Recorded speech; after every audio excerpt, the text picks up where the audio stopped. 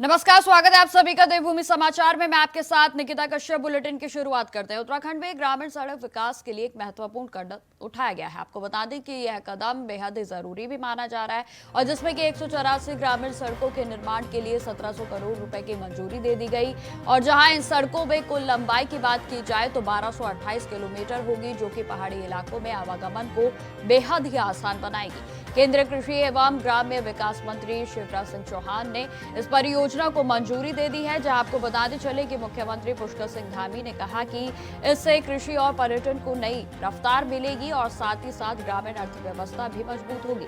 इस परियोजना से गांवों को मुख्य बाजारों से बेहतर सड़क संपर्क मिलेगा और जिससे कि व्यापार और रोजगार के अवसर भी बढ़ेंगे। तो वहीं बताते चले कि निर्माण कार्य 2 साल के भीतर पूरा होने की उम्मीद जताई जा रही है। यह पहल राज्य के ग्रामीण क्षेत्रों में समग्र विकास और वहां के निवासियों के जीवन स्तर को सुधारने के लिए बेहद ही मददगार साबित होगा।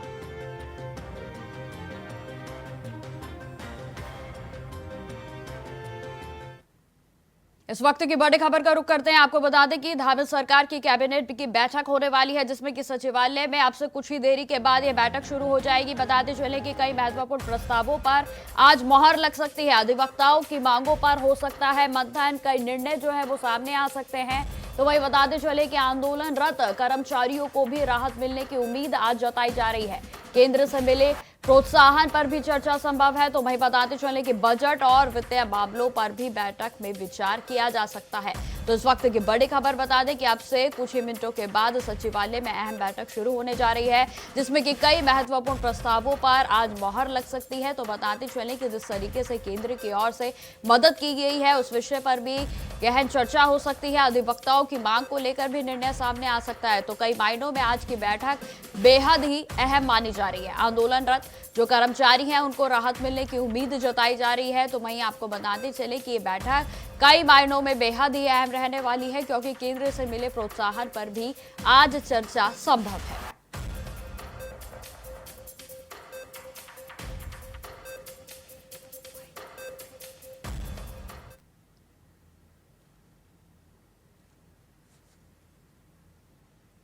इस खबर पर अधिक जानकारी के साथ देहरादून से संवाददाता हितेश त्यागी हमारे साथ जुड़ गए हैं। तो हितेश, जिस तरीके से अब थोड़े से कुछ ही मिनटों के बाद जो है बैठक शुरू होने वाली है, क्या कुछ जानकारी है, क्या कुछ अहम रहने वाला है आज? जी बिल्कुल, देखिए कुछ ही समय के बाद जो मंत्रिमंडल की बैठक है वो शुरू हो जाएगी। अभी मुख्यमंत्री पुष्कर सिंह धामी सचिवालय नहीं पहुंचे हैं। कुछ ही समय के बाद मुख्यमंत्री पुष्कर सिंह धामी सचिवालय पहुंचेंगे, जहां पर कई ऐसे अहम प्रस्ताव हैं जिसको लेकर उन पर चर्चा हो सकती है, उन पर मुहर लग सकती है, प्रस्ताव पास हो सकते हैं। तो कहीं ना कहीं एक आंदोलन चल रहा है अधिवक्ताओं का, उनकी भी काफी सारी मांगे हैं, उस पर भी चर्चा हो सकती है। तो भालू और बाघ और जो तेंदुए के जो हमले लगातार पहाड़ी क्षेत्रों में बढ़ रहे हैं उसको लेकर भी एक बड़ी चर्चा इस पर हो सकती है, उसका भी प्रस्ताव आ सकता है। तो काफी सारे, क्योंकि शिक्षा को लेकर भी एक प्रस्ताव है, उसको लेकर भी चर्चा हो सकती है। स्वास्थ्य में भी एक प्रस्ताव है जिसको लेकर चर्चा हो सकती है। तो काफी सारे ऐसे प्रस्ताव है जो अपने आप में काफी मायने रखते हैं। तो उन पर आज धामी सरकार की जो ये मंत्रिमंडल की बैठक होने वाली है, इन पर चर्चा हो सकती है। जी बिल्कुल हितेश, अगर बात की जाए जिस तरीके से आपने बताया कि जो केंद्र की ओर से भी प्रोत्साहन राशि दी गई है, उसको लेकर क्या कुछ प्रस्ताव रखा जा सकता है? जी बिल्कुल, देखिए जिस तरीके से हमेशा से ही मुख्यमंत्री पुष्कर सिंह धामी जब दिल्ली दौरे पर जाते हैं तो वहां से कुछ ना कुछ प्रदेश के लिए जरूर लेकर आते हैं। तो ऐसे में शिवराज सिंह चौहान के साथ जो भेंट, जो वार्ता उनकी हुई है और जिस तरीके से 1700 करोड़ रुपए की स्वीकृति मिली है, तो कहीं ना कहीं उत्तराखंड के लिए एक सकारात्मक संदेश है। और जिस तरीके से सड़कों की जो हालात है उनमें और बेहतरी हो सके, क्योंकि जो पर्वतीय क्षेत्र में और कृषि क्षेत्र में जो भी चीजें हैं उनको पूर्ण किया जा सके, तो इसी लिहाज से मुख्यमंत्री पुष्कर सिंह धामी की जो ये मुलाकात हुई थी और स्वीकृति जो मिली है और वास्तव में उत्तराखंड के लिए बेहद लाभदायक होने वाली है। जी ठीक है हितेश, तमाम जानकारी के लिए आपका बहुत बहुत धन्यवाद। तो आपको बता दें कि अब से कुछ ही देर के बाद बैठक की शुरुआत होगी और जिसमें कई अहम प्रस्तावों पर आज मोहर लग सकती है।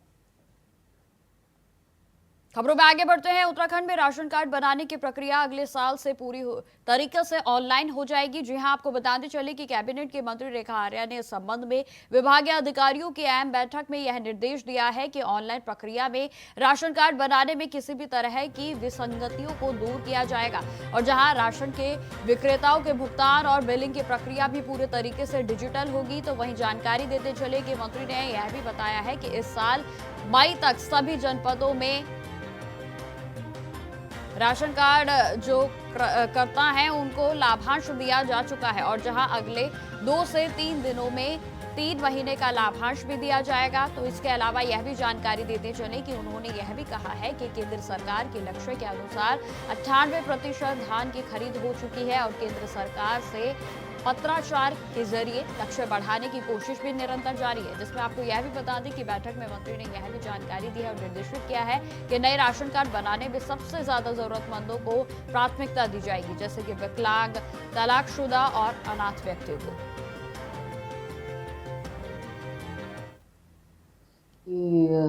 समीक्षा बैठक की गई। इस समीक्षा बैठक में खासकर हमारे जो राशन डीलर हैं उनके कुछ प्रमुख विषय रहे हैं, जिसको लेकर राशन डीलरों के संगठनों के पदाधिकारियों के साथ और विभाग के अधिकारियों के साथ और जनपदों के डीएसओ को वर्चुअली कनेक्ट करते हुए एक बैठक की गई, जिसमें हमारे राशन डीलरों के चाहे वो लाभांश का विषय हो अथवा परिवहन का विषय हो, जिसमें जितने देय थे उसको लेकर चर्चा हुई है। और चर्चा करते हुए मई माह तक का लाभांश जो है वो अब तक में सभी जनपदों में दिया जा चुका है और शेष लाभांश जो है वो 3 महीने का अगस्त माह तक का भी लाभांश दिए जाने का निर्देश दे दिया गया है कि 2-3 दिनों के अंतर्गत में जो है उसकी भी भुगतान प्रक्रिया तेज करी जाएगी, क्योंकि भारत सरकार से बजट मिलने की आशा है और राज्य सरकार भी अपना राज्यांश जो है वो जल्दी ही भारत सरकार के बजट के आवंटन के साथ में ही उसे भी वो निर्गत करेगी। तो हम लोग अगस्त माह तक में सभी जनपदों के लाभांश देने की स्थिति में आ जाएंगे। इस वक्त की बड़ी खबर का रुख करते हैं जो कि हल्द्वानी से सामने आ रही है। आपको बता दें कि बनफूलपुरा में रेलवे अतिक्रमण को लेकर आज सुप्रीम कोर्ट का अहम फैसला सामने आ सकता है। बताते चले कि हल्द्वानी में की गई कड़ी सुरक्षा व्यवस्था के बीच आज आपको बता दें कि सुप्रीम कोर्ट की ओर से फैसला आने की आशंका जताई जा रही है, जहां बीते 4 दिसंबर को हुई थी सुप्रीम कोर्ट में सुनवाई और जिसके बाद कोर्ट ने 10 सितंबर यानी कि आज की तारीख को तय किया गया था। बताते चले कि बनफूलपुरा पुलिस पूरे तरीके से मुस्तैद है, जहां फ्लैग मार्च भी बीते कल पुलिस के द्वारा निकाला गया था और आज बनफूलपुरा में सभी स्कूल पूरे तरीके से बंद है। बता दें कि पीएससी की 3 कंपनियों को भी तैनात किया गया है। तो खबर हल्द्वानी से है, जहां आपको बता दें कि बनफूलपुरा में रेलवे अतिक्रमण को लेकर सुप्रीम कोर्ट का बड़ा फैसला आज आ सकता है और इसको लेकर सुरक्षा व्यवस्था भी पूरे तरीके से मुस्तैद कर दी गई है। जहां आपको बता दें कि फ्लैग मार्च की अगुवाई में एडीएम विवेक राय के साथ साथ सिटी मजिस्ट्रेट गोपाल चौहान और एसपी सिटी मनोज कतियाल भी मौजूद रहे, जहां अधिकारियों ने जानकारी दी है कि सुप्रीम कोर्ट के फैसले को लेकर सुरक्षा बढ़ाई गई है और सोशल मीडिया पर भी पुलिस की पूरे तरीके से नजर बनी हुई है, जहां उन्होंने अपील की है कि लोग सुप्रीम कोर्ट के फैसले का सम्मान करें और किसी भी तरह से कानून व्यवस्था को विघ्न उस पर पूरे जो है ना डालें। यही आपको जानकारी भी देते चले कि पुलिस ने यह भी स्पष्ट किया है कि अराजक तत्वों के साथ कड़ाई से निपटने के लिए पुलिस पूरे तरीके से तैयार है ताकि स्थिति पर नियंत्रण बना रह सके। तो आपको बता दें कि आज सुप्रीम कोर्ट की ओर से फैसला आने की उम्मीद है, जिसमें कि 4 दिसंबर को जो तारीख थी वो हुई थी और जिसके बाद कोर्ट की ओर से 10 तारीख यानी कि 10 दिसंबर की तारीख को प्रस्तावित किया गया था। भावित है कि माननीय उच्चतम न्यायालय में तिथि नियत है, तो उसको लेकर के लोगों के मन में किसी प्रकार की आशंका न हो, किसी के प्रकार का भय न हो, कोई संशय न हो, उसको लेकर के हम लोगों ने तैयारी की है। जैसा कि आप देख रहे हैं, हमारे एसपी सिटी साहब हैं, हमारे एडिशनल एसपी लाल कुआं हैं और हमारे सिटी मजिस्ट्रेट हैं, एसडीएम साहब हैं, साथ ही साथ सभी सीओज हैं, इंस्पेक्टर, सब इंस्पेक्टर्स हैं। अच्छी संख्या में फोर्स लगा करके हम लोग लोगों के बीच में जा रहे हैं, जिससे कि उनको किसी प्रकार का संशय नहीं रहे, कानून का शासन कायम रहेगा और माननीय उच्चतम न्यायालय द्वारा जो मैंडेट दिया जाएगा उसका अक्षर से अनुपालन कराया जाएगा। कुछ लोग कह रहे हैं कि सर भय का माहौल बना रहा है प्रशासन। नहीं, बिल्कुल नहीं, ये भय नहीं है। अगर हम आपके बीच में आ रहे हैं तो ये भय नहीं है, हम आपके भय को समाप्त करने के लिए आ रहे हैं। बेसिकली सोशल मीडिया जो है बहुत ही इम्पोर्टेंट फैक्टर है आज की डेट में। उसकी मॉनिटरिंग के लिए हम लोगों ने स्पेशल टीम जो है बनाई है। इसमें 4 लोग हैं जो कॉन्टिन्यूस मॉनिटर कर रहे हैं और सोशल मीडिया में कोई भी बेसलेस यानी कि बेबुनियाद और भ्रामक और किसी को इकट्ठा करने के लिए और दिग्भ्रमित करने के लिए अगर कोई सूचनाएं चलाएगा तो उसके खिलाफ हम लोग कड़ी कार्रवाई करेंगे। और इसके अलावा जो पब्लिक है उसमें एक कॉन्फिडेंस लाने के लिए कि हम लोग बिल्कुल तैयार हैं और जो भी माननीय उच्चतम न्यायालय का निर्णय होगा उसका हम लोग 100% अनुपालन सुनिश्चित करेंगे और पूरी पब्लिक की सेफ्टी के लिए फोर्स तैनात है। और हम लोग केवल एक डाउट हम लोगों को जो है कि भाई कोई भी गलत इरादे से यदि कोई है और जो सोच रहा है कि मैं इस मौके का या इस अवसर का गलत फ़ायदा उठा लूँ अपने वेस्टेड इंटरेस्ट के लिए, तो उसके साथ हम बहुत ही सख्ती से निपटेंगे और उन्हीं के लिए हम लोगों ने तैयारी की। इस खबर पर अधिक जानकारी के साथ हल्द्वानी से संवाददाता अमित चौधरी हमारे साथ जुड़ गए हैं। तो अमित, जिस तरीके से सुप्रीम कोर्ट का फैसला आज आने की आशंका जताई जा रही है, क्या कुछ ताजा अपडेट निकलकर सामने आ रहा है अमित?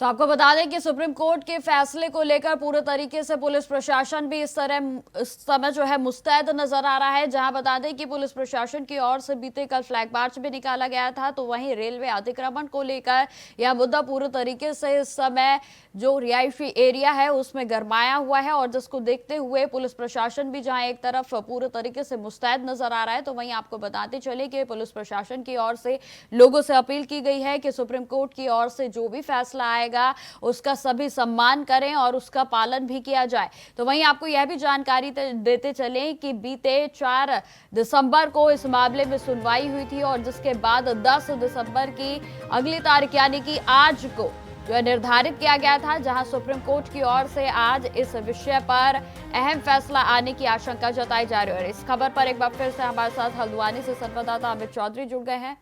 अमित, जिस तरीके से आज सुप्रीम कोर्ट की ओर से अहम फैसला आने की आशंका जताई जा रही है, क्या कुछ ताजा अपडेट है? देखिए, बिल्कुल आज हल्द्वानी के रेलवे अतिक्रमण मामले को लेके सुप्रीम कोर्ट में फैसला आने से पहले की अगर बात की जाए तो हल्द्वानी में सुरक्षा व्यवस्था को लेके जो कार्रवाई चली है उसमें पुलिस और प्रशासन ने शहर को अलर्ट मोड पर रखा है, यानी कानून व्यवस्था बनाए रखने के लिए विशेष सतर्कता कहीं न कहीं प्रशासन द्वारा की जा रही है। और आज सुबह से ही जो संबंधित इलाका है वहाँ पर एक बड़ा फ्लैग मार्च निकाला गया, इसमें कई थाना क्षेत्रों की बात की जाए, बस्तियों और संवेदनशील इलाकों से होकर के जो सुरक्षा फोर्स है वो लगातार गुजर रही है, और साथ ही सुरक्षा बलों की तैनाती जो है वो व्यापक कर दी गई है।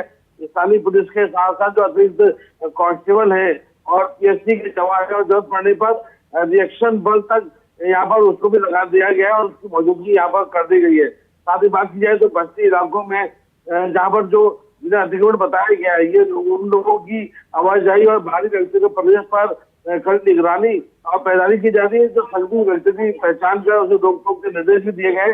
पुलिस प्रशासन पहले से चेतावनी उससे जारी कर दी थी कि अगर कोर्ट के फैसले के बाद कानून व्यवस्था भंग ना हो उसके लिए घोषणा कर दी तो कड़ी कार्रवाई की जाएगी। और देखिए, इतनी बड़ी जो तैयारी है उसको करने के क्या मायने, क्योंकि यह मामला अगर बात की जाए तो रेलवे भूमि अतिक्रमण हजारों परिवार और जिंदगी से जो इस फैसले से कहीं ना कहीं सीधा असर पड़ सकता है। और पूर्व में भी क्योंकि यहाँ पर जो पिछले साल की बात की जाए तो इस इलाके में हिंसा पथराव जैसे वाक्य हो चुके हैं, तो उससे प्रशासन पूरी तरीके से यहाँ पर सतर्क बरताए हुए है, और किसी प्रकार से कोई यहाँ पर अगर कोई दिक्कत यहाँ पर होती तो उसको लेके जो एक्शन प्लान जो है प्रशासन का वो यहाँ पर तैयार कर लिया गया है। बिल्कुल अमित, अगर समझना चाहे कि आज सुप्रीम कोर्ट की ओर से इस पर क्या कुछ फैसला आ सकता है, तो इसको लेकर क्या कुछ जानकारी है? हाँ, देखिए, मैं आपको बताऊं तो यहाँ पर सुप्रीम कोर्ट के फैसले को लेकर के तमाम तरीके से यहाँ पर जो तर्क हैं वो तमाम तरह से दिए जा रहे हैं। और खासकर अगर बात की जाए तो और माहौल और पृष्ठभूमि के हिसाब से तो यहाँ पर एक मामला, क्योंकि 29 से 30 एकड़ जमीन रेलवे जमीन का ये मामला है, जिस पर कई हजार यहाँ पर जो लोग हैं वो लंबे समय से रह रहे हैं। और पहले जो स्थानीय उच्च न्यायालय की तरफ से बात किया तो इसमें हटाने के निर्देश दिए गए थे, लेकिन उसको आदेश को सुप्रीम कोर्ट ने पहले इसमें स्टे लगा दिया था। और सुप्रीम कोर्ट पहले इसमें कह चुका था कि इस तरह की जो पब्लिक प्रॉपर्टी जो है, कब्जा के जो मामले होते हैं वो मानव अधिकार जैसे रिहायशी परिवार जो आवास का अधिकार होता है उसको ध्यान में रख करके होता है। और तत्काल विस्थापन की बजाय जो व्यवहारिक समाधान है उसको तलाशने की आवश्यकता है। उसके बाद लगातार इसमें कोर्ट में सुनवाई होती रही, और अब इससे पहले भी कोर्ट में सुनवाई थी और आज की तारीख रखी गई है। इस फैसले को अगर देखा जाए तो जो संभावित विकल्प है वो कहीं ना कहीं कोर्ट में सकता है। अधिकृत हटाने। ठीक है अमित जी, तमाम जानकारी के लिए आपका बहुत बहुत धन्यवाद। खबरों में आगे बढ़ते हैं। दिल्ली में उत्तराखंड कांग्रेस ने नेताओं की एक महत्वपूर्ण बैठक आयोजित की, और जिसमें कि प्रदेश प्रभारी कुमारी शैलजा के नेतृत्व में यह बैठक की गई। आपको बताते चले कि बैठक में उत्तराखंड के वरिष्ठ नेताओं ने प्रदेश कांग्रेस संगठन और अन्य महत्वपूर्ण विषयों पर विस्तार से चर्चा की है। जहां जानकारी देते चले कि कुमारी शैलजा ने जानकारी दी कि इस बैठक का मुख्य उद्देश्य उत्तराखंड में कांग्रेस संगठन को और भी अधिक सशक्त बनाना था, ताकि पार्टी का प्रभावी संदेश राज्य की जनता तक पहुंच सके।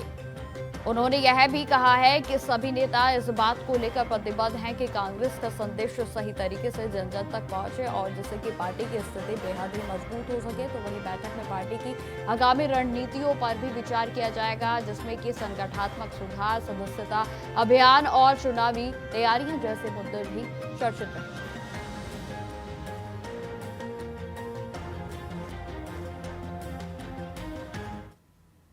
अब खबर देहरादून से है, जहां पहाड़ी क्षेत्रों में वन्य जीवों के हमले लगातार बढ़ते ही जा रहे हैं और जिसके चलते बीजेपी के विधायक हेमंत के द्वारा भी तमाम जानकारी साझा की गई, जिसमें कि आपको बता दें कि रावत का साफ तौर पर कहना है कि कालागार टाइगर रिजर्व के पास बसे गांवों में जो बाघ हैं उनके हमले भी लगातार बढ़ रहे हैं और प्रशासन की लापरवाही के कारण जो है ग्रामीणों की सुरक्षा अब खतरे में आ गई है। हाल ही में लखीमखाल ब्लॉक में भी एक महिला पर बाघ ने हमला कर दिया था, जिससे कि इलाके में दहशत फैल गई है। तो वहीं कांग्रेस के प्रदेश अध्यक्ष गणेश कुंडियाल ने भी इस मुद्दे पर सरकार से दीर्घकालिक योजना बनाने की अपील की है।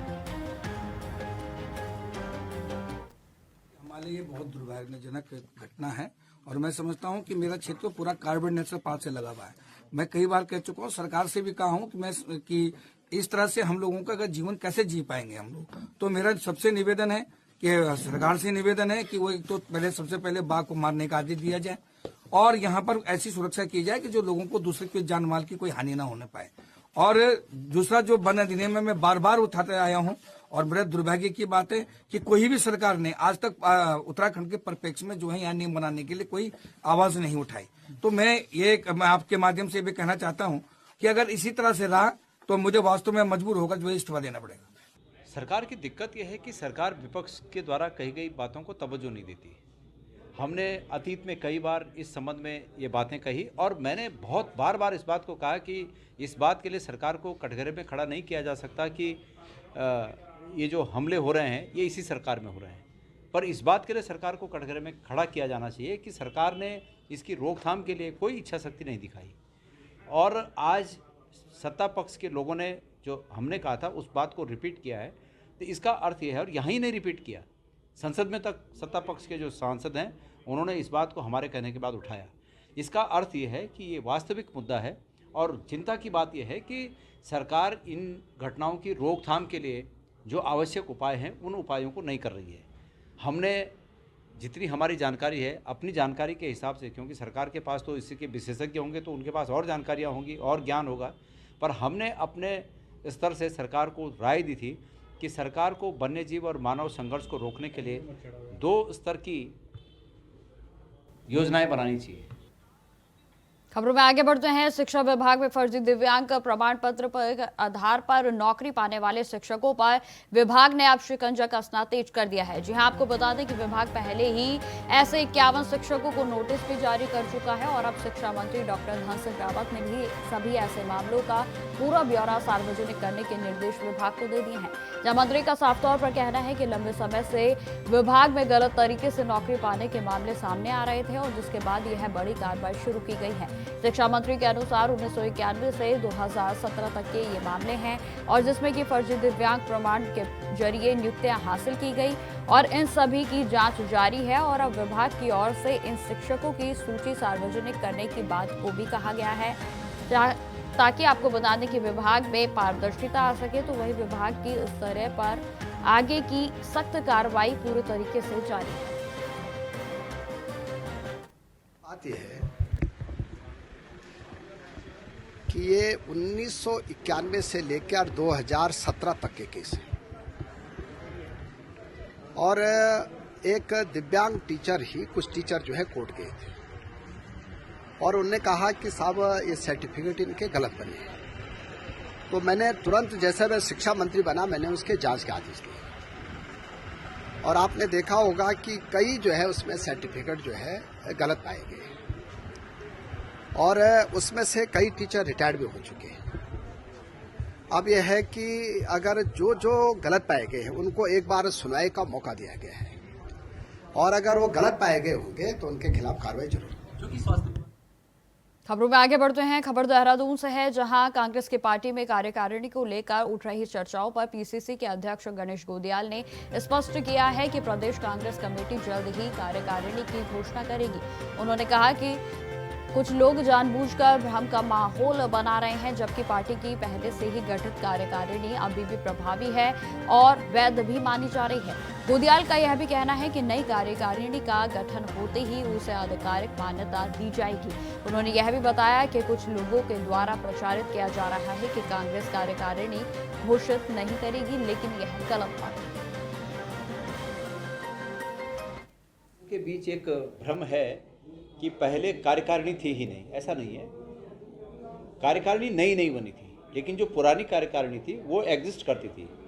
जब मैं अध्यक्ष बना तो उस समय भी कार्यकारिणी एग्जिस्ट करती थी। ठीक है, प्रीतम सिंह जी भी कांग्रेस के नेता हैं। प्रीतम सिंह जी के समय में जो कार्यकारिणी बनी वो कार्यकारिणी अब तक चली, अब तक वही चल रही है। तो ऐसा नहीं है कि प्रदेश में कोई कार्यकारिणी है ही नहीं, कार्यकारिणी है। जो कार्यकारिणी पहले बनी थी वो एग्जिस्ट करती है। जब नई कार्यकारिणी बनेगी तो तब वो नई प्रक्रिया शुरू होगी। लेकिन ये कहा जाना कि कार्यकारिणी नहीं थी, ये मैं समझता हूँ कि पार्टी के प्रति ज्यादती है। इसको मैं सभी से निवेदन करना चाहता हूँ कि प्रदेश में कांग्रेस की कार्यकारिणी एग्जिस्ट करती है और उसको जो अभी है उसी को कार्यकारिणी माना जाना चाहिए। जब नई कार्यकारिणी बनेगी तब नई की बात होगी। तो फिलहाल मेरे साथ इस बुलेटिन में इतना ही। देश दुनिया की तमाम खबरों की जानकारी के लिए बने रहे हमारे साथ। नमस्कार।